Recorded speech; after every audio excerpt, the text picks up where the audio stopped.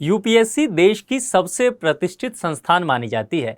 इसके माध्यम से आईएएस, पीसीएस जैसे अधिकारियों का चयन होता है, जो देश के नीति निर्माण में अपना महत्वपूर्ण भूमिका निभाते हैं। इन अधिकारियों के चयन के लिए यूपीएससी प्रतिवर्ष राष्ट्रीय स्तर पर परीक्षा का आयोजन करती है। बदलते परिदृश्य में इन परीक्षाओं की प्रवृत्ति में बदलाव की गुंजाइश भी बनी रहती है। नमस्कार, मेरा नाम है मनीष भारती और आप देख रहे हैं संस्कृति आईएएस यूट्यूब चैनल। साथियों, आज हम नियंत्रक एवं महालेखा परीक्षक यानी कि कैग के भारत सरकार और यूपीएससी को दिए गए सुझाव पर बात करेंगे, जिसमें उन्होंने यूपीएससी के परीक्षा में सुधार की बात की है। तो हम यह देखेंगे कि क्या इससे बदलाव आ सकता है यूपीएससी की परीक्षा पैटर्न में, और इन्होंने वास्तविक रूप से किस उपलक्ष्य में, किस परिस्थिति को ध्यान में रखते हुए यह सुझाव दिया है। इनका यह भी कहना है कि सरकार के समक्ष यह बात ये पहले भी रख चुके हैं, जिस पर सरकार काम भी कर रही है। तो इसी सब चीज़ों को देखते हुए हम इस पर बात करेंगे। जैसा कि सबसे पहले आप टॉपिक देखिए, इस टॉपिक में भी वह बात छिपी हुई है जिसकी हम चर्चा करने वाले हैं। यूपीएससी इंजीनियर्स को दे प्राथमिकता। अब देखिए, कैग मुर्मू जो है ये बात कर रहे हैं। अब यहाँ पर आपको दिखेगा एक वर्ड इंजीनियर्स। अब इसका कहने का क्या मतलब है? जैसे ही ये शब्द आएगा तो निश्चित तौर पर कहीं ना कहीं इसका जुड़ाव जो है टेक्नोलॉजी की तरफ होगा, प्रौद्योगिकी की तरफ झुकाव की बात की जाएगी। तो क्या इनका यह कहना है कि यूपीएससी अब जो है साइंस ओरिएंटेड जो थोड़ा सा हो जाए, यानी कि साइंस बैकग्राउंड के जो छात्र आते हैं उनके हित में क्वेश्चन बनाए, उनके लिए चयन प्रक्रिया को आसान बनाए? तो क्या हो सकता है, इन सब चीज़ों पर हम विस्तृत रूप से चर्चा कर लेते हैं। उससे पहले हमारे लिए यह जानना आवश्यक हो जाएगा कि दरअसल यह मुद्दा उभर करके कहां से अचानक से आया है, या फिर अचानक से आया है या लंबे समय से यह बात चलती आ रही है। देखिए यहां पर क्या कहा गया है, look for ways to adopt AI into audit technique for effectiveness, CAG Murmu के द्वारा कहा गया है। यहाँ दो तीन बातों का ध्यान देना जरूरी है। एआई की बात की गई है, यानी कि आर्टिफिशियल इंटेलिजेंस की बात की जा रही है। आप देख रहे हैं समय के साथ जो है दुनिया बदल रही है। एआई टेक्निक के जरिए तरह तरह के काम हो रहे हैं। भविष्य में किस तरह की दुनिया बन सकती है वह एआई पे निर्भर होता जा रहा है। तो ऑडिट टेक्निक के लिए भी यह बात की जा रही है कि एआई का प्रयोग किया जाए जिससे इफेक्टिवनेस आ जाए सर्विस में। यही क्या कह रहे हैं, और यही इनका कहना है कि इसके लिए फिर आवश्यक हो जाएगा जो टेक्निकल बैकग्राउंड के अभ्यर्थी हैं उनका चयन करके आप हमें दीजिए, ताकि जब हम ऑडिट कराएं तो उसमें हमें आसानी हो, हम बेहतर परिणाम दे सके। यह समिट जो हुआ है वह गोवा में भी हाल ही में संपन्न हुआ है। आप जानते हैं कि भारत इस वर्ष जो है G20 का आयोजन कर रहा है, मेजबानी कर रहा है, और विभिन्न शहरों में विभिन्न तरह के जो कार्यक्रम हैं उसका आयोजन किया जा रहा है। इसी दौरान गोवा में 17 अलग देशों के 85 नेशनल और इंटरनेशनल डेलीगेट्स आए थे, जिसको संबोधित करते हुए इन्होंने यह बात की थी। अब यह देखिए, राइट एआई स्किल्स, यानी कि निश्चित तौर पर इनका कहना है कि एआई पे हमें फोकस करना ही होगा। अब इसकी ज़रूरत को हम नज़रअंदाज नहीं कर सकते हैं। और यहाँ पर ऑडिटर गेटिंग फ्यूचर रेडी की बात की जा रही है कि भविष्य की क्या ज़रूरत हो सकती है, उसको ध्यान में रखते हुए यूपीएससी अधिकारी का चयन करे, ऐसा कहना है कैग मुर्मू साहब का। चलिए इसको विस्तार से देखते हैं और समझते हैं कि और क्या सब पहलू उसमें छुपा हुआ हो सकता है। सीएजी ने केंद्र सरकार से यह आग्रह किया है, किससे? तो केंद्र सरकार से यह आग्रह कर रहे हैं कि संघ लोक सेवा आयोग यानी कि यूपीएससी जो है वह किनके लिए? तो भारतीय लेखा परीक्षा व सेवा विभाग यानी कि IAAS जो सर्विस है उसमें जब नियुक्ति करें तो एक बात का ध्यान रखें। और बात किस चीज़ का? जिसकी हमने पहले भी चर्चा की है, जो कैंडिडेट हो, अभ्यर्थी हो, वह प्रौद्योगिकी संपन्न हो और इसके क्षेत्र में उनकी प्रतिभा दक्ष हो, यानी कि साइंस ओरिएंटेशन की बात की जा रही है। वो जो हो वह इंजीनियरिंग बैकग्राउंड, जाहिर सी बात होगा फिर हो जाएगा कि वह जो है तकनीक में उनका जो है हस्तक्षेप बेहतर हो जाए, इसकी बात की जा रही है। इन्होंने केंद्र सरकार से यह आग्रह किया है। अब यहाँ पर इससे जुड़े हुए कुछ बिंदु हैं, उस पर चर्चा कर लेते हैं।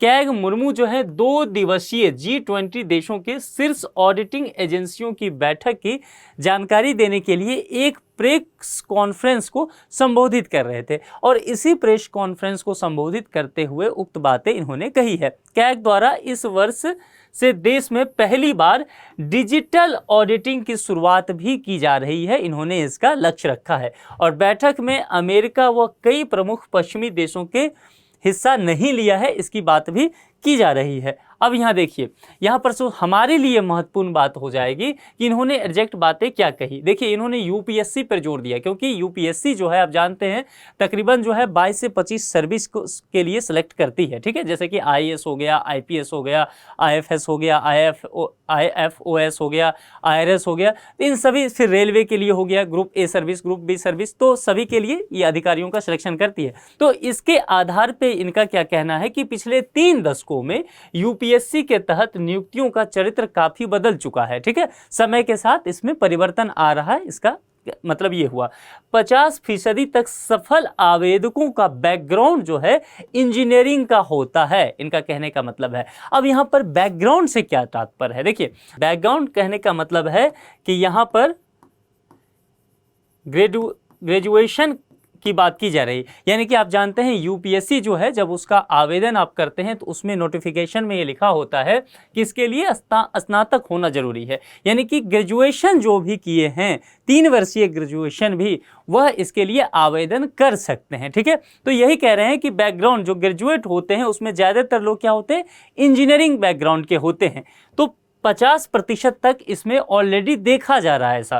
तो इनका कहना है कि इस वजह से क्या है, हमारे पास जो ऊपर के लेवल पे ऑफिसर हैं, शीर्ष स्तर पर जो है वह प्रौद्योगिकी को समझने वाले प्रतिभाएं ऑलरेडी मौजूद हैं। और यूपीएससी के तहत नियुक्तियों में सूचना प्रौद्योगिकी यानी कि आईटी में दक्षता व योग्यता को प्राथमिकता दी जानी चाहिए। भविष्य की जरूरतों को देखते हुए इस बात पर ये जोर दे रहे हैं। भविष्य में सरकारी सेवाओं में आर्टिफिशियल इंटेलिजेंस यानी एआई जैसी तकनीक का प्रभाव बढ़ेगा, और जब एआई तकनीक का प्रभाव बढ़ेगा तो निश्चित तौर पे ऐसे लोगों की ज़रूरत हो जाएगी जो तकनीक में सहज हैं, तकनीक को लेकर के जिनके माथे पर शिकन ना हो जाए।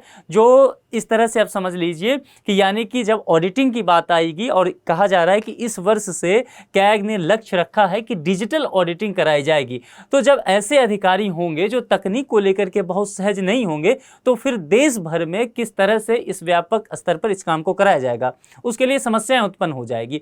तो इससे बचने के लिए, इसका नकारात्मक प्रभाव ना पड़े ऑडिटिंग में, इसके लिए बहुत आवश्यक है कि अभी से ही हम भविष्य के लिए तैयार हो जाएं और ऐसे अधिकारियों का चयन करके यूपीएससी भेजें तो तकनीक में काफ़ी सहज हों। अब जरा सा न्यूज़पेपर के कटिंग को देखते हैं और डिटेल से जरा समझ लेते हैं कि और क्या क्या पॉइंट हो सकता है। देखिए, यूपीएससी प्रौद्योगिकी संपन्न प्रतिभाओं को ज़्यादा महत्व दे, सीएजी मुर्मू जो है कह रहे हैं। ये दैनिक जागरण के राष्ट्रीय संस्करण का खबर है। अब यहाँ पर देख लेते हैं, इसी साल से डिजिटल ऑडिटिंग की शुरुआत करेगा सीएजी। सरकारी योजनाओं की ज़्यादा सटीक ऑडिटिंग की राह खुल पाएगी। अब सरकारी योजनाओं की सटीक ऑडिटिंग हो सकती है तो नीति निर्माण में जो नीति निर्माता हमारे हैं उनको यहाँ से सहजता होगा।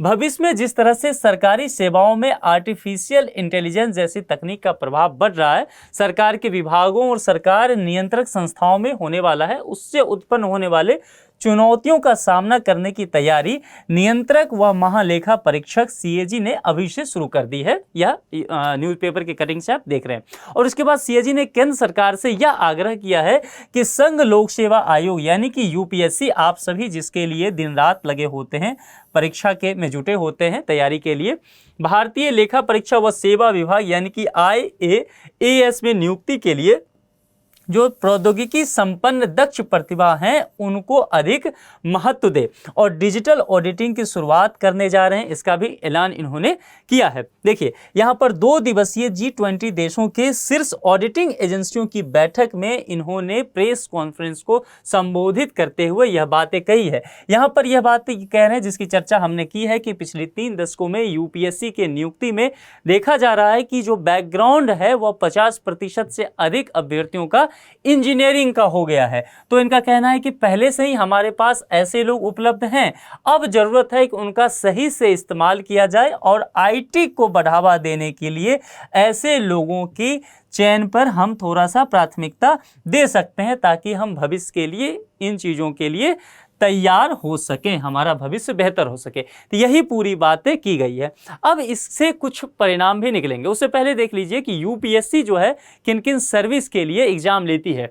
तो यूपीएससी के द्वारा, जैसा कि मैंने पहले ही कहा, कि तकरीबन 20-22 सर्विस ऐसे हैं जिसके लिए यूपीएससी एग्जाम लेती है। सिविल सर्विसेज एग्जामिनेशन के नाम से प्रतिवर्ष यह होता है, जिसमें टॉप पे जिसकी सभी की चाहत होती है आईएएस बनना। आप सभी आईएएस बनना चाहते हैं तो आईएएस हो गया, Indian administrative service, Indian foreign service हो गया, और उसके बाद आईपीएस आ जाता है। इसी तरह से बहुत सारे सर्विसेज हैं, ग्रुप ए, ग्रुप बी।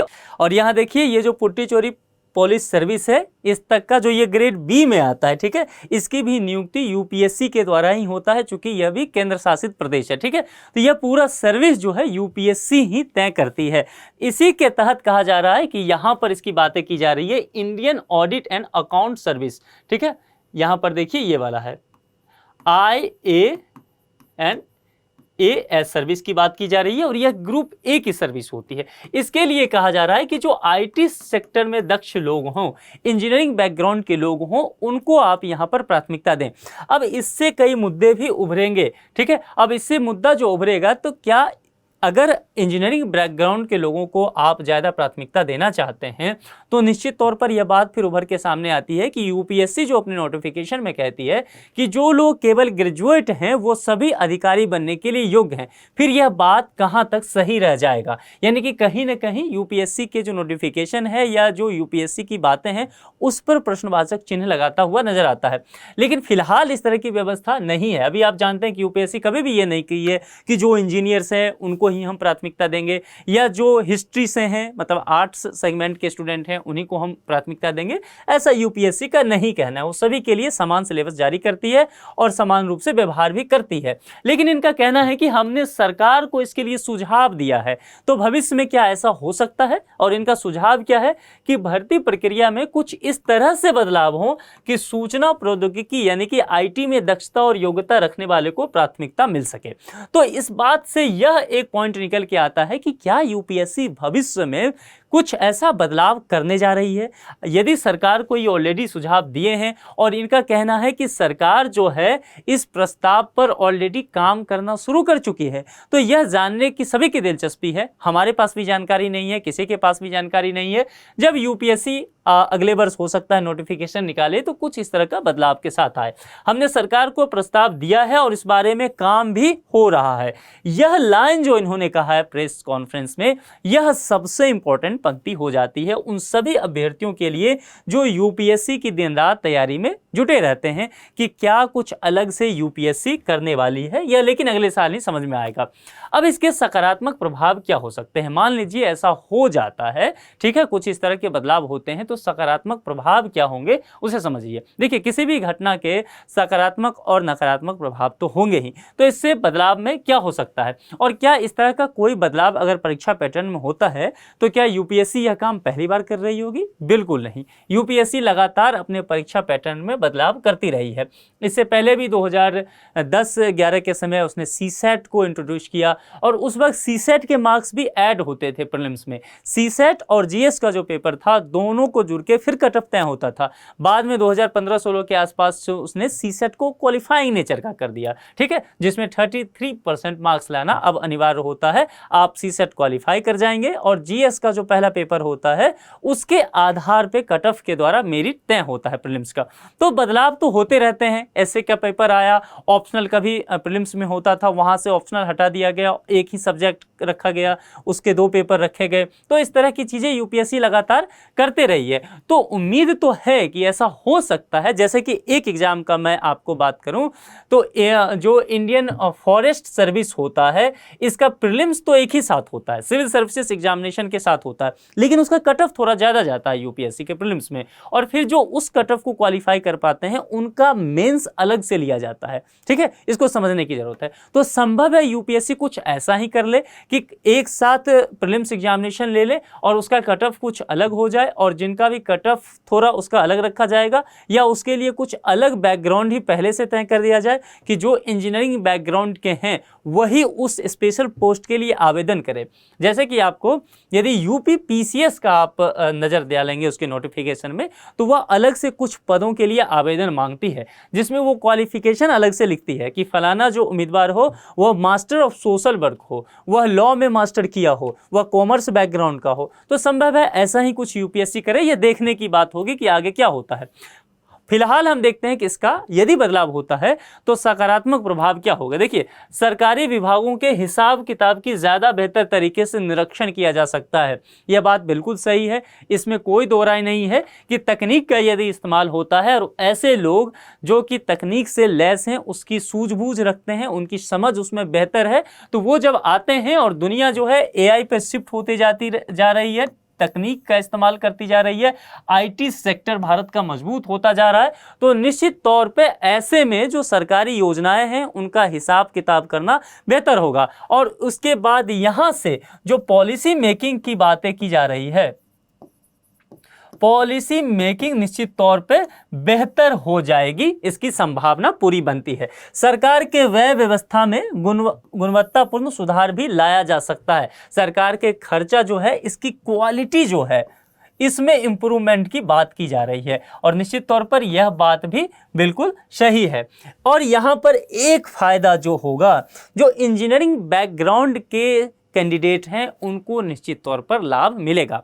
ठीक है, अभी भी देखें जैसा कि मुर्मू साहब ने कैग ने कहा भी है कि 50% जो अभ्यर्थी हैं उनका बैकग्राउंड इंजीनियरिंग हो रहा है, और फिर यदि इस तरह की बातें कर दी जाएगी तो इस बैकग्राउंड के लोगों को और भी अधिक महत्व मिलेगा। यही आके प्रश्न खड़ा हो जाता है कि क्या भविष्य में यूपीएससी एक ऐसी संस्था बन जाएगी जहां पर साइंस बैकग्राउंड से आने वाले लोग और खास करके इंजीनियरिंग बैकग्राउंड से आने वाले लोगों को विशेष तौर पर लाभ मिल जाएगा। और प्रत्यक्ष तौर पे संभव है, अभी भी प्रत्यक्ष तौर पे तो लाभ नहीं मिलता है, सभी के लिए ग्रेजुएशन है, लेकिन प्रश्न पत्र का जब आप नेचर देखेंगे तब आपको कहीं ना कहीं लगेगा कि वे लोग जो टेक्निकल बैकग्राउंड से आ रहे हैं उनको थोड़ा सा फायदा मिलता हुआ नजर आ रहा है। यदि मैं उदाहरण से आपको समझाना चाहूँ तो हाल ही में अभी यूपीएससी का प्रीलिम्स का एग्जामिनेशन हुआ था।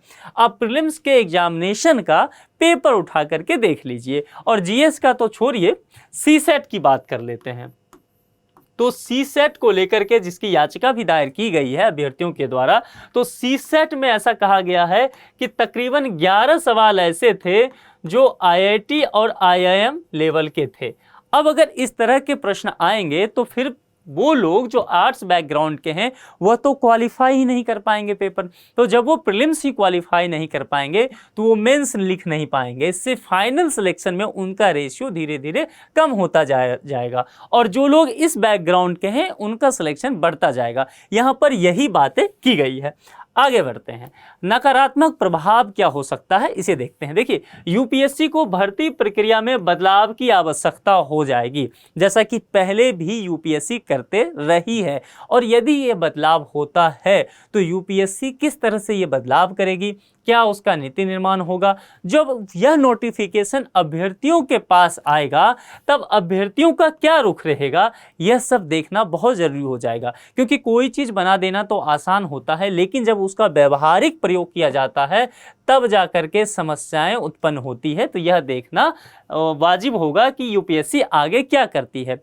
यूपीएससी द्वारा निर्धारित जो स्नातक योग्यता है उसके विपरीत यह बात होगी जिसकी चर्चा मैंने पहले भी की है। यूपीएससी कहता है कि आप ग्रेजुएट हैं, आप मेरे लिए योग्य अधिकारी बनने के लायक हैं। लेकिन जब यह कहा जाए कि वे लोग जो आईटी सेक्टर में माहिर हैं वह सर्विस में आए, फिर तो कहीं न कहीं यह जो स्नातक योग्यता की आप बात कर रहे हैं इस पे प्रश्नवाचक चिन्ह आकर के खड़ा हो जाता है। सूचना प्रौद्योगिकी यानी कि आईटी में दक्षता व योग्यता को प्राथमिकता देना अन्य छात्रों के अवसर के समानता के विपरीत है। और ये निश्चित तौर पर बात है कि अवसर की समानता की जब आप बात करते हैं तो आपको चाहिए कि यदि आपने कहा है कि स्नातक योग्यता ही हम रखेंगे तो वह ही रहे।